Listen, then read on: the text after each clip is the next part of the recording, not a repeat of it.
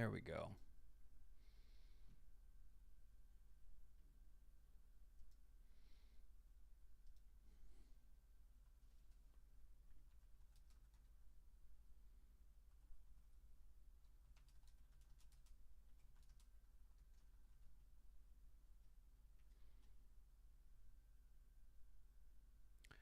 Okay, so thanks everybody. My internet just went down for a few minutes. That happens in my neighborhood sometimes, where it just goes down. It actually had nothing to do with the people working at my house. It just went down on its own.